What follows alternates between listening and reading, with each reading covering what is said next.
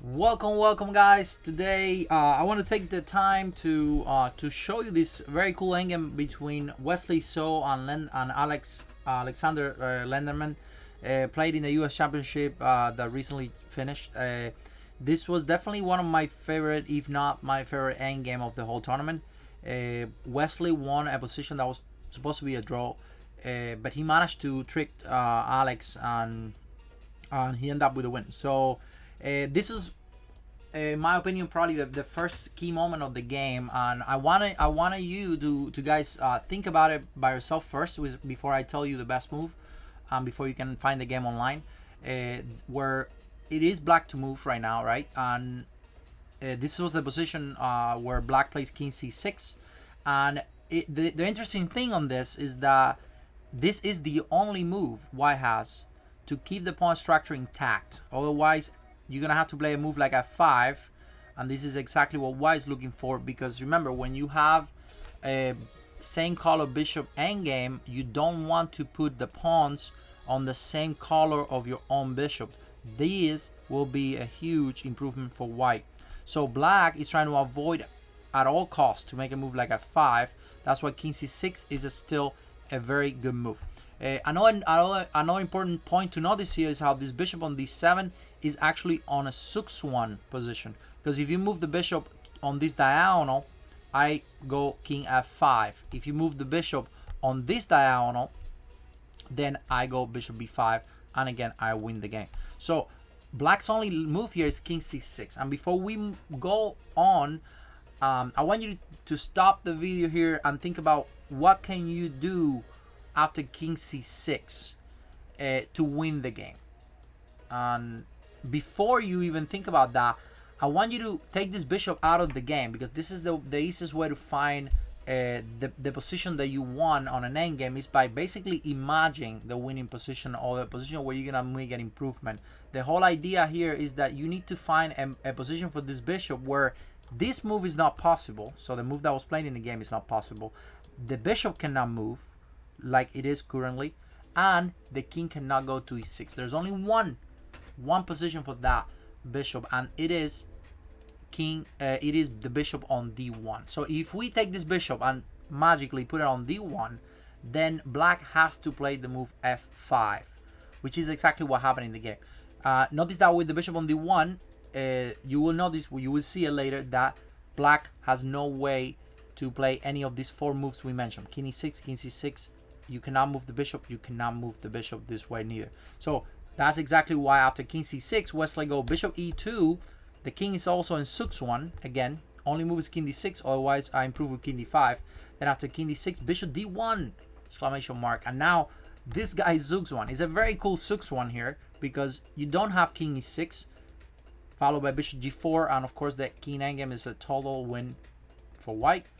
Very easy, basic endgame. And then if you go king c6, you will have the same problem, actually much worse. I just take the pawn and then I win the endgame again. Moving the bishop, not a choice, because bishop c8, bishop takes a4, then I'm up a pawn on a winning, practically winning endgame. Then if you move the bishop on e6, if you move the bishop on this diagonal, of course, same thing that we talked about before, the king goes up and attack the f5, and then we're gonna keep doing this 6-1 type of positions eventually, and eventually I will be getting too active and you will probably lose one of these pawns, and that's how white is trying to win this.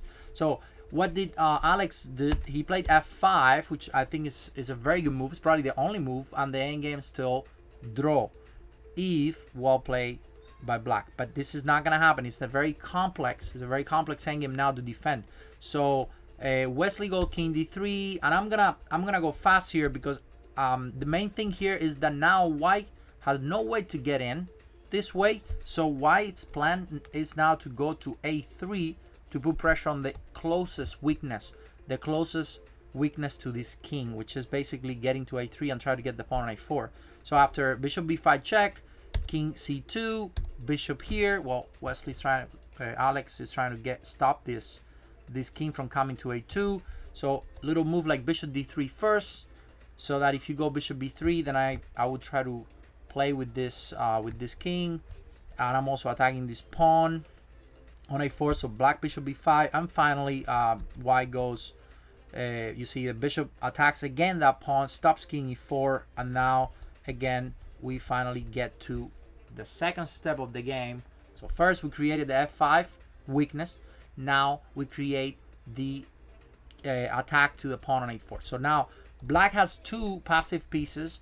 One of them, the bishop, cannot really move if he was black to move. In fact, the next idea here that Wesley really tried very hard to do to create is that if you get to this position and it's black to move, white is completely winning. But unfortunately for Wesley, Alex played extremely well. He defended the position and the position was a draw. They play about 20 moves, so we are right now move 59 of the game, and they basically played 20 moves with the bishop, and eventually they went back to his position on move 76. So count that, 26 moves with the bishop, no improvement, and then Wesley had to make a decision, and that's when he decided to play h5. So we're gonna skip all those 20 moves because those are not really important, and we're gonna move directly to the position where black plays bishop d7 on move 26, move 75. And as you can see, we're back in the same position again from move 59 to move 76.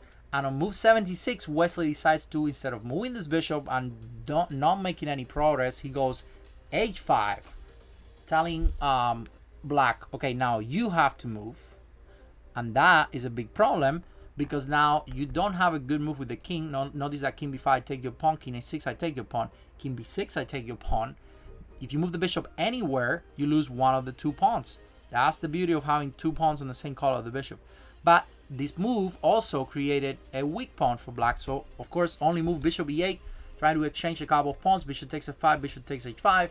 The position is still a draw, unfortunately, but it looks much better than before for white. White definitely has more chances. And now Wesley goes bishop a7, an extremely tricky move, bishop a7. The main idea is that if you play bishop f3, looking good, right? Trying to push that pawn, maybe even promote if you let me. I can just push my f5 pawn. And of course, if you go bishop e4, stop the video and see what the tactic here is. f6, boom, discover attack, beautiful. Now bishop takes bishop, loses to f7 and f8. The queen promotes and white wins the game. Only move will be bishop d5, but that doesn't do anything because then I go bishop g6. Now I stop h5, and this is already completely lost. f7 is unstoppable. The king is too far away. So what is the best try here? Will be a bishop d5, which in this case I just follow with bishop g6. And this is one of my favorite lines on this game, where now I'm threatening f6, f7. So only move bishop e4, so that if f6 now is a big mistake, I can take the bishop. Of course, I don't have f7, so that doesn't work. But then white makes this insane move, c4, taking away the square bishop d5. So you cannot come back to the protection on of f7. So black has to bring the king as soon as possible. Is all you have. You could try h5, but it's not gonna help you because I have again bishop a7, and then h4, and then f6. Bishop takes bishop once again, boom, and I win because my pawn is too fast.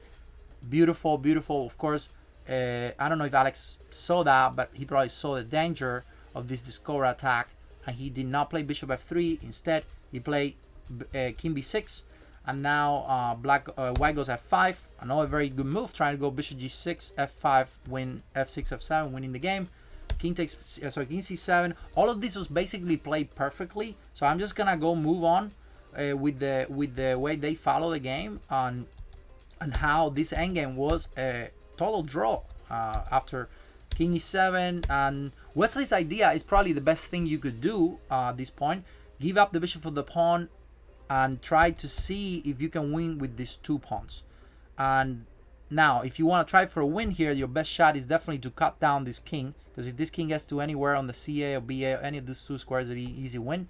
It's an easy draw. So he tried king d6, king c7, and to cut down the king. And now it looks like white could win this. In fact, white won this game, believe it or not.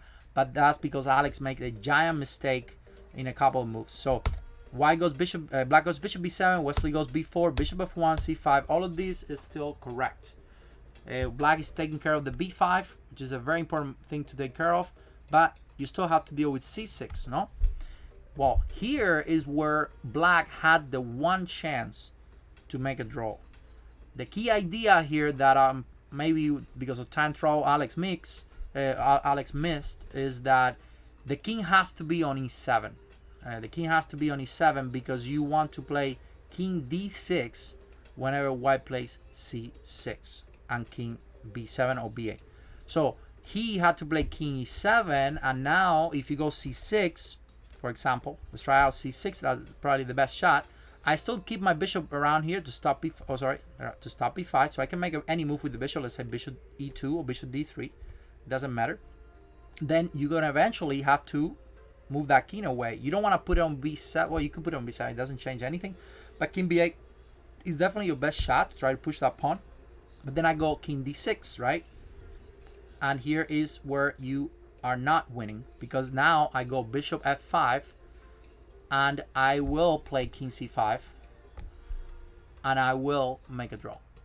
So if you try b5, I just go king c5 and that's it. c8, bishop takes pawn. So this should have been a draw, and this should have been the way Alex would have survived this. But instead, he made this huge mistake at this point. Again, king e7 is the right move here. He plays bishop b5, double question mark. And now the problem is that the bishop doesn't have the protection of pawn c8 like we had in the other game. So in the previous variation, now black also makes not a very good move. Now king b7, of course the bishop here is very slow. You go king e7, c7, bishop d7, c8. The king is not on d6 yet, unfortunately. So bishop takes, king takes. Now I'm going away. b5, b6, king d6, king b7, and Wesley won the game. Amazing. I mean, pretty instructive endgame. Hope you guys enjoyed this. I will be uploading more videos. Subscribe to my channel, and thank you so much for watching, guys. Have a good one. Bye.